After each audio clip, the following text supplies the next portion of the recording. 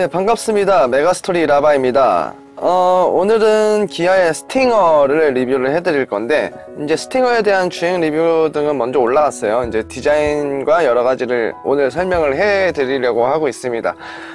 좀 특별한 날이었어요. 촬영을 갔더니 요즘에 네바퀴 미디어라고 하는 차이슈라고 하는 유튜브 채널에서 촬영을 하고 있더라고요. 그래서 겸사겸사 제 차도 협찬이 갑자기 들어가져서 촬영 같이 하게 됐는데, 이런 등 그때 촬영했던 G4하고 같이 또 디자인을 또 비교하게 되었어요. 본의 아니게. 이제 같이 한번 설명을 해드려 보도록 하겠습니다. 가보실까요? 자, 가장 먼저 이제 기아 스팅어의 정면 디자인을 설명드리기 전에 일단 우리 국산차의 디자인의 이 성장세라고 해야 될까요?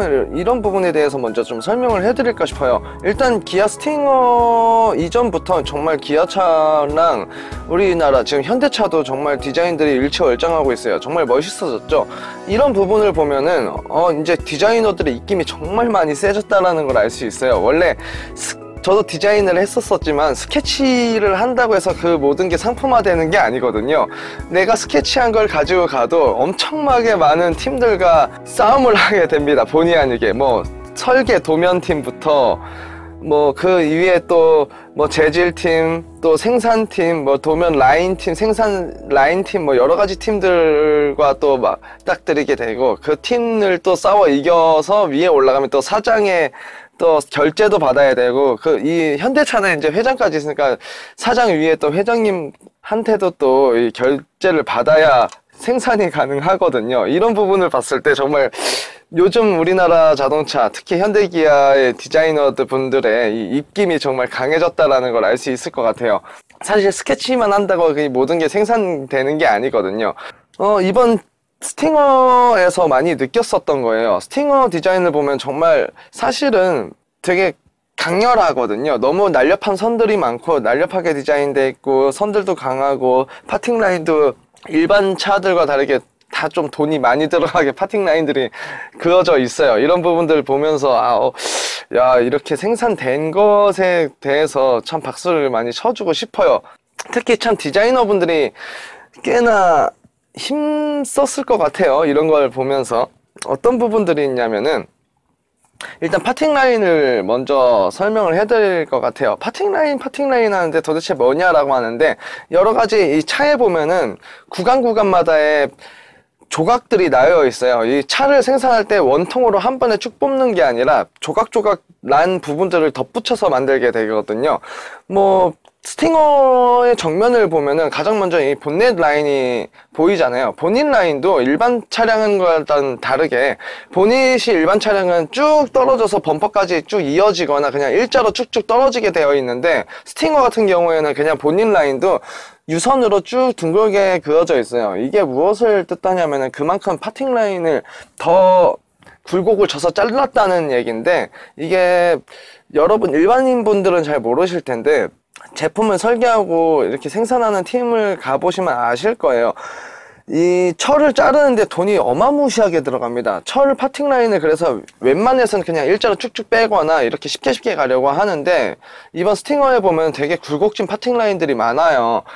이런 부분은 물론 이 철을 자르는데 기술력이 그만큼 또 우리나라도 좋아졌다라고 느낄 수 있는 건데, 이걸 잘했던 나라들은 앞전에 독일하고 일본이 참 잘했었고, 특히나 독일이 이런 철 자르는데 참 일가견이 있었었거든요. 이제 이런 부분을 우리나라가 따라왔다라는 거에 저는 정말 칭찬을 하고 싶은 부분입니다.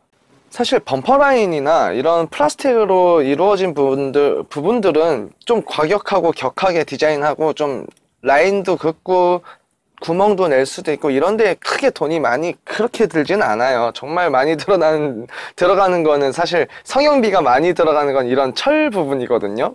그런데 이런 철 부분을 정말 아름답고 곡선도 많이 들어가고 많이 접기도 접었고, 특히 캐릭터 라인들을 많이 집어넣었다라는 거는 그만큼 우리나라의 철을 다루는 기술력이 또 그만큼 높아졌다라는 걸 좀 설명을 드리고 싶은 부분이 있습니다. 그래서 먼저 이 부분을 먼저 설명을 드렸고, 일단 정면 라인을 보면은 스팅어 디자인을 많은 분들이 참 좋아하시잖아요. 저도 이 디자인 때문에 구매를 하게 되는데, 물론 어른분들은 조금 너무 난해하다고 생각할 수는 있지만 젊은 사람들한테는 정말 이만한 디자인이 없어요. 양카 스타일이라고 하죠, 일명.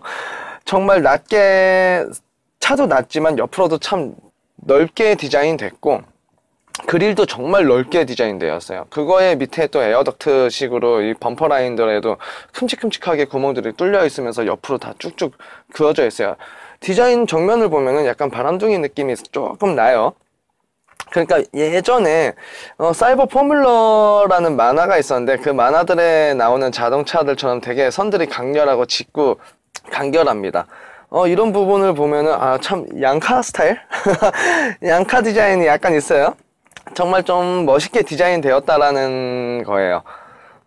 디자인으로 원체 많이 앞에서 다른 리뷰들을 많이 봤을 테니까 저도 뭐 크게 설명드릴 것 까지는 없을 것 같고, 일단 디테일 부분들을 저는 좀 많이 보게 돼요. 아무래도 디자인을 또 했었고 제품 설계 쪽에 뭐 생산도 많이 봐왔기 때문에 저는 좀 디테일 부분하고 이런 조립 완성도를 많이 보고 있는데, 참 현대기아가 요즘에 정말 조립 완성도도 높아졌어요. 파팅 라인을 그냥 자르는 게 문제가 아니라 이걸 어떻게 조립하느냐, 특히 공간을 얼마나 잘 유격 없이 조립하느냐가 또 기술이거든요. 이런 부분도 정말 잘해주고 있네요. 이런 부분도 참 칭찬해 줄 만해요. 헤드램프도 참 디테일 부분도 많이 좋아졌어요. 안쪽에 들어간 재질도 전혀 저렴한 것들이 사용됐다라고 보기 어려울 정도로 아름답고 참 이쁘게 잘 디자인 되었네요. 디자인된 것뿐만 아니라 안쪽에 표현이나 이런 조각품들도 참 이쁘게 잘 끼워놨어요. 그릴 뭐라고 해야, 메탈 느낌 나는 이런 페인팅이겠죠. 정말 메탈을 넣었을지는 모르겠지만 뜯어보지 않는 이상은 이런 느낌도 참 잘 표현해놨습니다. 정면 디자인은 정말 멋있습니다. 그러면서 측면으로 살짝 돌아오게 되죠. 측면을 돌면은 저는 이 측면 라인이 정말 멋있어요. 저는 이 측면 라인 때문에 또 좋아했었는데, 약간 이 스포츠백 스타일의 디자인이긴 한데 완벽한 스포츠백은 좀 형성하지는 않은 것 같아요. A7이나 A5보다는 약간 세단의 느낌이 조금 더 나지만 참 이 루프로 라인이 떨어지는 게 정말 멋있네요. 특히 스필러 부분, 이 엉덩이 부분이 참 빵빵하게 올라가 있고, 그리고 킥트러 라인도 역시나 옆으로 쭉쭉 잘 그어져 주었으면서, 이 펜더라고 하죠.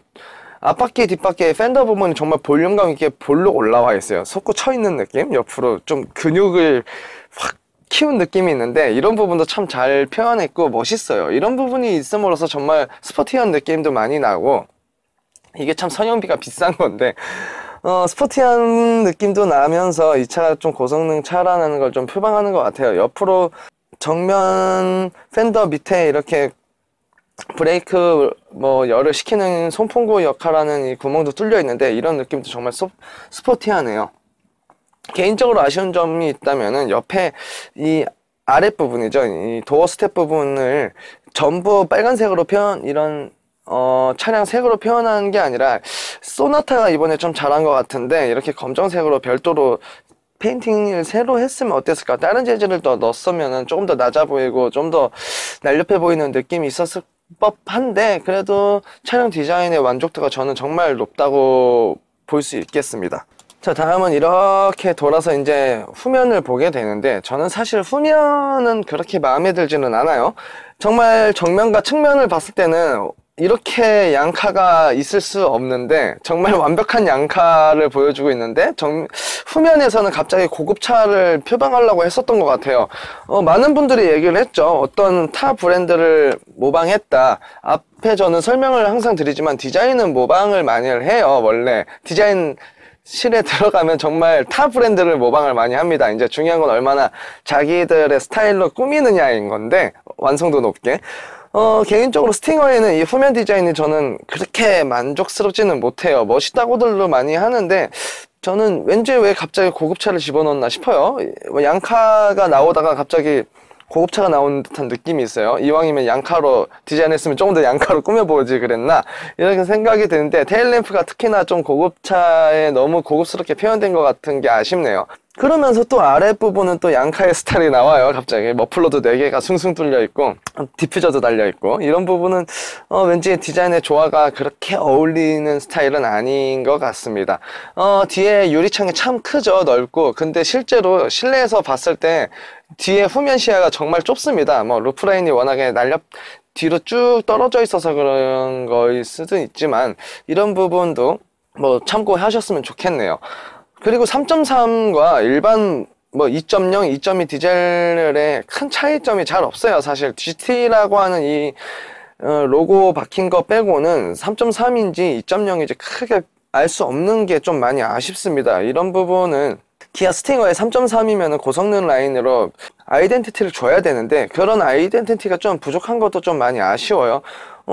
찾을 수 있다면 이 사이드 미러의 크롬이, 사이드 미러를 별도로 랩핑해서 크롬 랩핑을 한 건데, 이거는 이제 또 아우디 A7이, S7이나 RS7의 느낌처럼 뭐 다른 색을 준 건 저는 참 좋아하고 만족스러운데, 이것뿐만 아니라 분명 더 다른 아이덴티티를 더 줬었어야 돼요. 고성능 모델이라고 표방을 했다라면, GT라는 로고 하나만 가지고 그 차량들과 다른 점을 주려고 했던 거는 좀 많이 아쉽게 느껴집니다.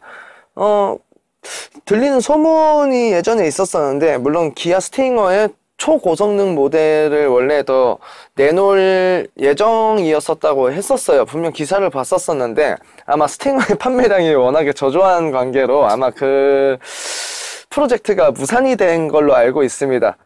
아마 그것 때문에 이렇게 그냥 일반적으로 똑같이 만들었나 싶긴 하지만, 3.3을 타는 차주 입장으로서는 좀 많이 아쉽네요. 그리고 2020년형 모델부터는 또 실내 레드 시트까지도 전 트림이 다 선택이 가능하다고 하니까, 이런 부분도 분명 3.3만이 가질 수 있는 아이덴티티를 줘야 되는데 좀 이런 게 없다라는 거는 많이 아쉽네요.